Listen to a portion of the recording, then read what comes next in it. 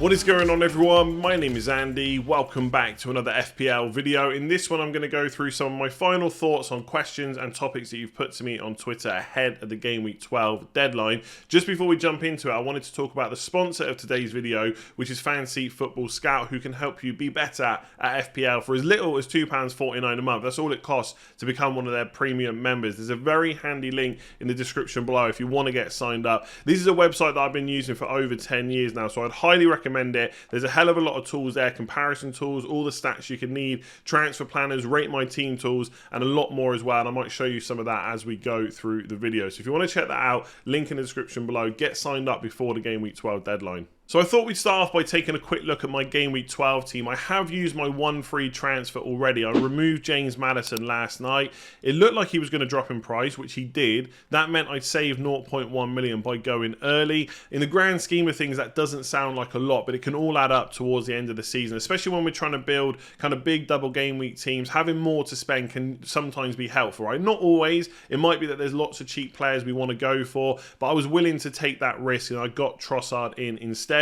Obviously, there's a chance that something happens in the press conferences today, and maybe I should have looked at a different move instead. But at the end of the day, Maddison is definitely not playing, so there's only a small amount of risk involved. With Trossard, some people are worried that he won't start. I do think he'll play. It's just a matter of which position. You know, will he be just behind the centre forward? Will he be the centre forward? If Welbeck needs a bit of a rest, will De Zerbi go for Undav, or will he possibly play Trossard there? He could also be over on that kind of left wing back role, which would still be quite attacking for him, but maybe not quite as ideal as playing kind of front and centre. So we'll have to wait and see. I did start looking at other players last night, like Carvalho for Liverpool could have been a bit of a punt. He looks, I don't know, I would say fairly likely to start, not guaranteed. Sinistera, Harvey Barnes. I looked at all these players, but I mentioned Trossard a couple of weeks ago when he obviously got that hat-trick. People started looking at him as a captain option for Game Week 12. I never really wanted to go there. I think I was always going to captain Salah, but obviously he did look like a good option. I just wanted to follow through with that. He is only a one-week punt. Again, there's a bit of risk involved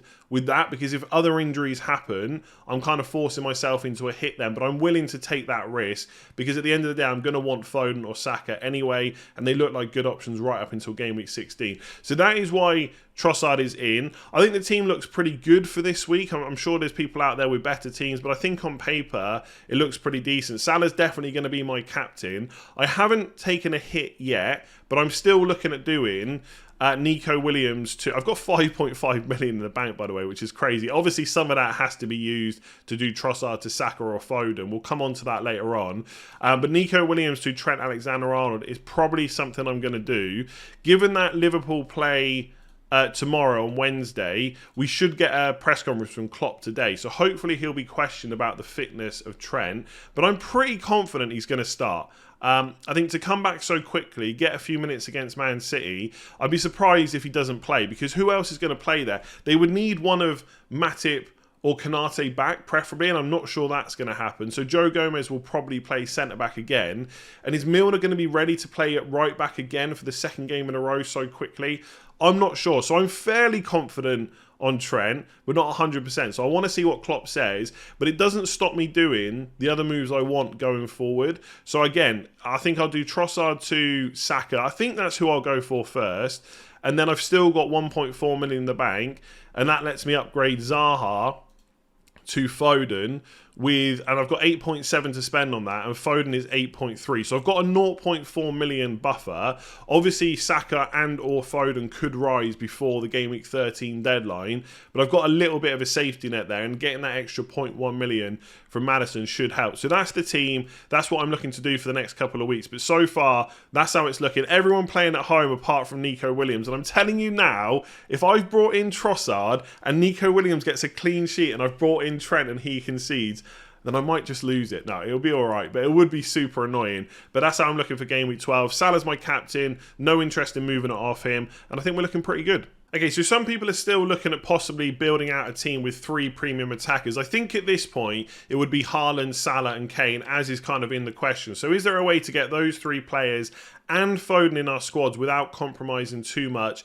A load of expensive defenders being injured or out of form helps. So obviously, I'm looking at getting Trent Alexander-Arnold in, but you don't really have to do that, especially if you think that Liverpool are going to continue to defend as they have been for most of the season so far. Cancelo's an option, but Reece James is out.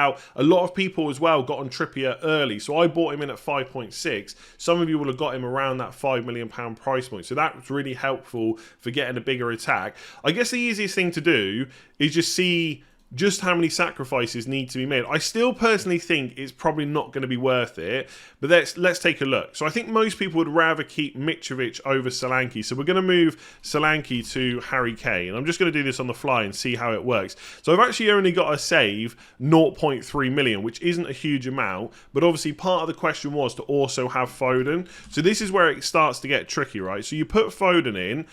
This also means that I've got to keep Zaha, whereas really I'd prefer Saka, I think. Like, Zaha's not a bad option at all, and for the money, I still think he's good. I know he's not played well the last couple of games, but I don't think we need to be too reactionary and look to get rid of him, right? He's got the fixtures where goals could come. But personally, I do prefer to have Saka if I can. So that's one thing to know. So the easiest way is obviously just to get rid of Cancelo and put in another 5.4 million defender. Now, there are a few different ways you could work this. You don't have to have Nico Williams as well. And bearing in mind, for people that are trying to do this, I've also got Ward and Everson in goal. Some of you will have Nick Pope. That's going to make it even more difficult. But we'll just get rid of Cancelo. Let's just say I'm not going to go into this too much. Let's just say from next week you want an Arsenal defender in. So I'm just going to put Gabriel. Then you've got 0.3 million to upgrade Nico Williams. So you can go for a 4.4. Now, is that worth it? Possibly, but I still think you're making too many sacrifices just to get in one extra premium attacker that you're not going to captain. Also, the only way I would do this is if you're really close to being able to afford it already. We only have, after this week, 4 game weeks, right? That is not much time to kind of restructure your squad, and there's really important players to be looking to bring in, mostly around kind of City and Arsenal in particular. Outside of that, there's maybe not a huge amount of other players that you need that you don't already own. And look, I think Salah's fixtures are really good, don't you? Know that. West Ham's decent, Forest, Leeds and Southampton, they're all good fixtures before the World Cup. Harry Kane also has pretty good fixtures, Newcastle and Bournemouth and Leeds to come. So I can see why people want to do this, but straight away to get there, I've got to get Foden in because I've just brought Trossard in already. I could keep Nico Williams and then maybe just downgrade Cancelo. So it's only 3 moves for me, Gabriel, Foden and Kane. But Kane's okay to bring in this week, but I can't bring in either of Foden or Gabriel, so I've got to do that next week. So I've got to make those transfers to be able to afford Harry Kane, and that's 3 transfers already. And I don't know. I personally don't think it's worth it. Like, if I'm building towards Foden, Saka, and Trent just to keep, and I have to do that, I have to keep Solanke. I feel like that is better than going for a cheap defence, only being able to afford one of Foden and Saka, and having Harry Kane, who I probably won't captain until game week 16. And I know what some people will say, you're probably not going to captain Salah either, so why have you got him? That's perfectly fine, but I've only got 1 extra premium attacker, not 2, alongside Haaland. So if you think Kane is better than Salah, obviously just get Kane. That frees up a midfield spot. And to be honest, midfielders probably look a little bit better than forwards right now. That's fine. I'm just saying I think the 3 takes up too much. And if you add in that a lot of people have got Nick Pope, that just makes it even harder to be able to afford, because once you put Kane in here, you got to save 1.6, so you can downgrade Cancelo, but you got no money then really to upgrade Trossard to an 8 million and also to deal with Nico Williams. So some of you might have a different squad setup where it's much easier to get to, and if you're only within 1 or 2 moves, maybe it could work. But I don't want to go into the last 4 fixtures without a Man City defender, without Foden and Saka, and these are all things that I'm kind of thinking about. And I do just keep looking at these fixtures, thinking, how can I not have triple Man City for at least most of them? Even if I don't get them all in straight away, I'm going to want them by game weeks 15 or 16. So just to come back to the question, is it possible? Yes. Do you have to compromise too much? Maybe not. But for me at least, I still think you have to compromise more than I want to. So lots of people ask me to do a separate free hit video for Game Week 12, but with the quick turnaround, there's just not enough time. So I'm going to cover it here. Obviously, if you're not free hitting this week, then you can just move on to the next section. So I kind of feel at this point, you should have already decided whether or not you're going to use it. But just a quick few points, right? Unless I've got 6 Man City Arsenal players and maybe even other issues, I don't know if I would use it. You can always use transfers to get rid of 1 or 2 of those players and then look to bring them back. Any players you've got that are injured or suspended, like Maddison, it's all well and good using the free hit to get rid of them for this week and then having them back. But do you want them back next week, or is it just worth using a transfer instead? I don't think Leicester's fixtures are so awful you need to massively worry about Maddison, but they're not that great either after this week. I think, like, as a Danny Ward owner, for example, the fixtures from 9 to 12 are pretty good. The ones from 13 to 16 are a little bit more difficult. Like, if we bring it up now, Leeds at home's okay, but then it's Wolves away. They're all away games apart from Man City. Wolves, Everton, West Ham. That is not ideal. So I don't even know if Maddison is someone that I would want to get back. But if you've got 6 Man City, Arsenal and Maddison to deal with and other players, maybe you could free hit. I do think it could be more useful in the second half of the season. We got more blank game weeks to come that we can plan in and around the free hit. There's big double game weeks to come as well. It's basically that fear of the unknown. I want the chip because we're not quite sure how things are going to play out in the second half of the season. It might be that you can make up more points this week, but it's just something to consider. And obviously we've known about Game Week 12 for a while, so it should have already been able to be planned for. If you wanted to keep all your Arsenal City players, fair enough. And if you want to keep them from 30 and onwards and not use transfers, free hit could be okay, but for most people, I'm not sure you're going to need it. In terms of building out a squad, again, very quick turnaround, so I haven't kind of put a huge amount of thought into this, but I don't think it's going to be that hard to build, right? Where are the good fixtures? Liverpool against West Ham, just because Liverpool are so good. Brighton against Forest, and probably Newcastle against Everton for defenders. And then obviously you've got a few other players you could put in, like Mitrovic against Villa, for example. So I think I would want double Newcastle defence. So I'd probably put Pope and I'd put Trippier back in. I think I'd want a Brighton defender as well, Webster. I think Salah has to be in there. I think it'd be crazy to free hit without him. I also think there's a really good chance that Darwin Núñez starts this week. Whether or not he's a good long-term option, that's a whole different discussion, and maybe we'll come on to that later on in the deadline stream. But I think because he didn't start against City, I'd be very surprised if he doesn't start this game, and he's going to be a big differential over the crowd. I think I would have Mitrovic in instead as well, and I would probably try and fit Harry Kane in. I know it's Man United, but he's been so good so far this season. You can probably look to get him in. And obviously a lot of people will be benching Haaland, so there's a huge amount of budget on the bench. You're able to spend it if you're on the free hit, right? So that's another player that I would put in. I'd probably go triple Liverpool and put Trent Alexander-Arnold in. If you didn't want to go for Darwin Núñez, you could just not have him and maybe have double Liverpool defence. But I think Brighton defender, it could be Dunk instead. Trent Alexander-Arnold and Trippier looks pretty good. So the last one would probably just be like someone for the bench, and then you're just looking to build out the midfield. So I probably would have Trossard for Nottingham Forest at home, and then you got 2 more spots. I've got 14.9 million to spend. It depends now whether you want to go a little bit punty or not. Like, you could go for Harvey Barnes. You could still have Zaha and just hope that he does okay against Wolves at home. It's not necessarily an amazing fixture, but he's someone that you could look to go for. So you could fill these last 2 spots out with Mason Mount, for example. And I think I've just got, I think I'm just out of money, but I can get that elsewhere, right? If I put Zaha in, I'm 0.1 million over, but I could just get rid of Nico Williams and go for someone like Brandon Williams instead and just have him on the bench because it's not going to matter anyway. I shouldn't need all 3 bench players.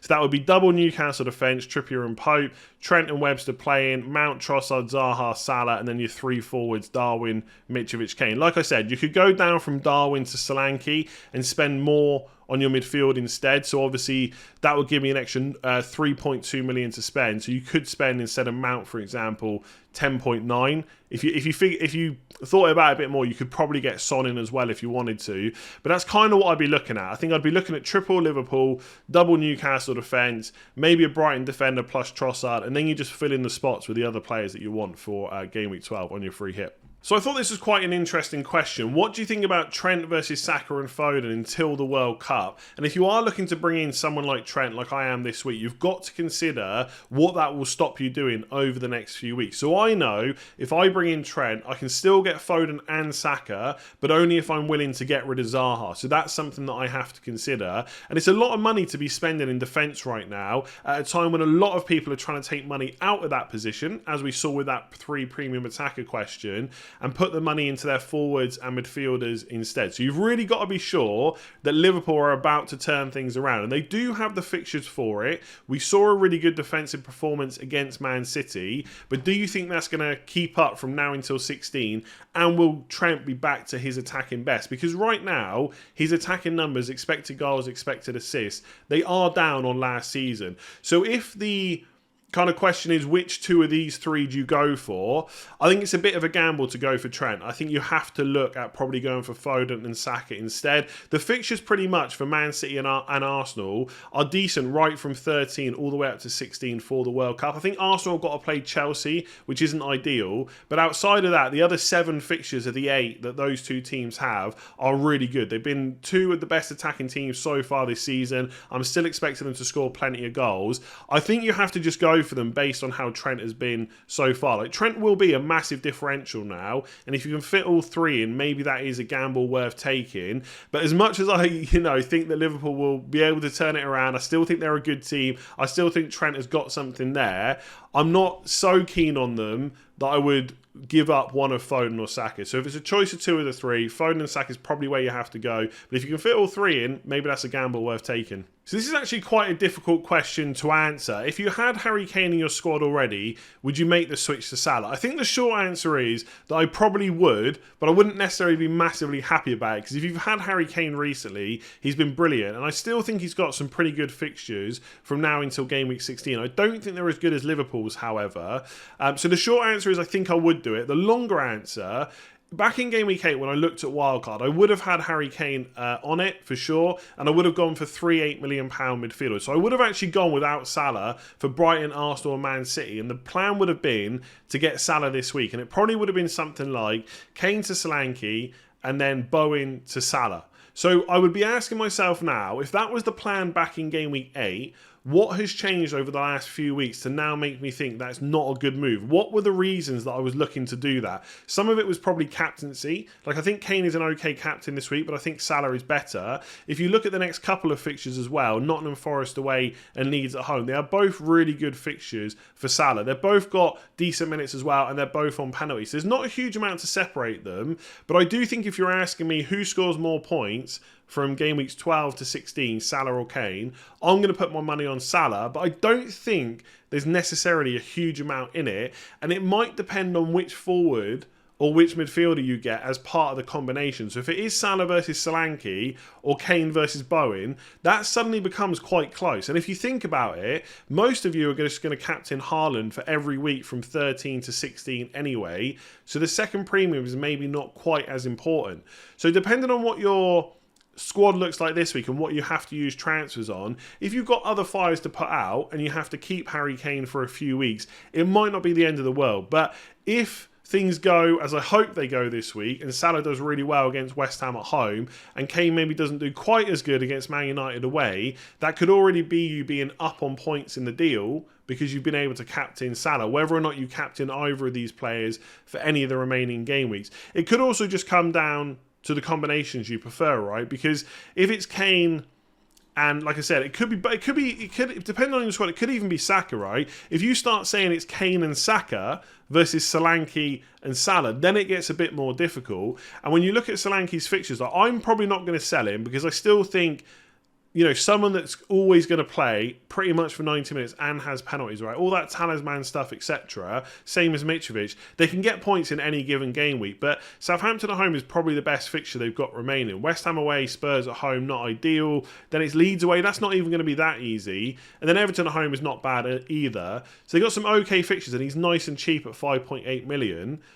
And look, Salah's got some really good fixtures. You know that I like him for this week onwards, right? Southampton at home, Leeds at home. I mean, possibly could even be a captain these 2 weeks if you want to go a bit different. I don't think you could say the same about Kane. So I think those combinations get very close.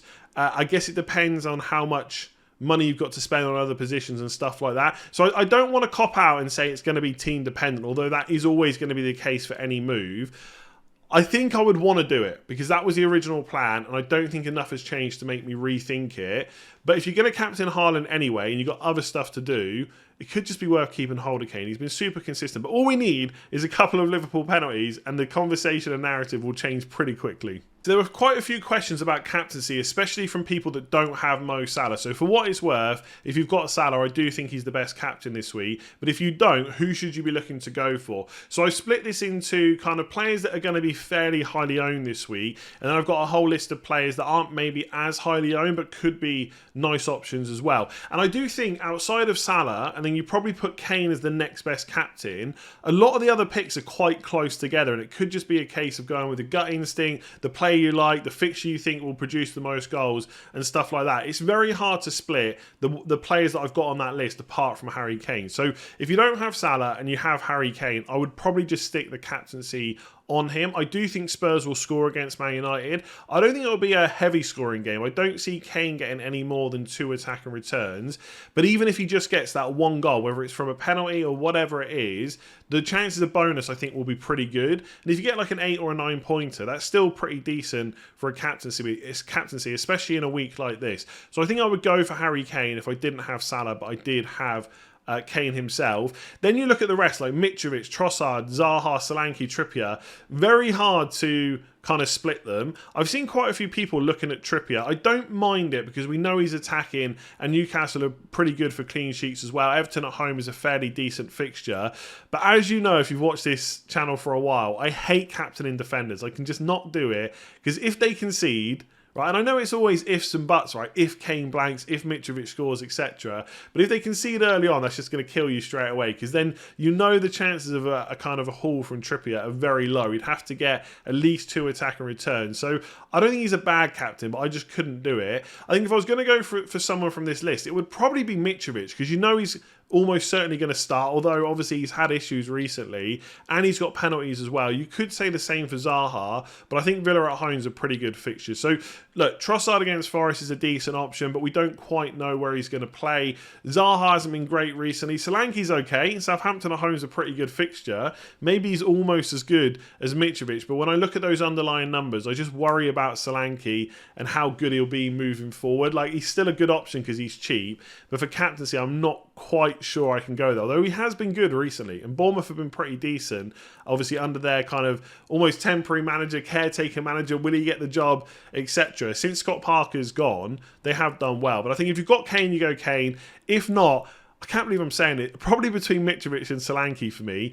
If you've got one of these players instead, I really like Darwin Núñez as a differential option. He takes a lot of shots. His expected goal numbers are ridiculously good so far this year. I know from watching him, quite often he kind of shoots at the keeper, or he often, like, it feels like he scuffs a lot of shots, etc. But he's getting a lot of chances. When he starts putting these away, he's going to get some big scores. So if you want to go differential, I really like Darwin Núñez. I think if you've got Wilson, he's right up there, close to Harry Kane in terms of a good option this week because Newcastle are generating a lot of chances. His own personal numbers are decent and he's on penalties as well. So if you've got Kane and Wilson, sorry, if you haven't got Kane or Salah, but you've got Wilson, I think he's right up there and better than Mitrovic, better than Solanke this week. And then you've got the others, Son, Sterling, Harvey Barnes, maybe even Trent if you think Liverpool can get a clean sheet and attack and returns. But I think ultimately, if you've not got Salah, you're going Kane. If you don't have either, maybe a bit differential, otherwise someone like Mitrovic. I don't mind Trossard.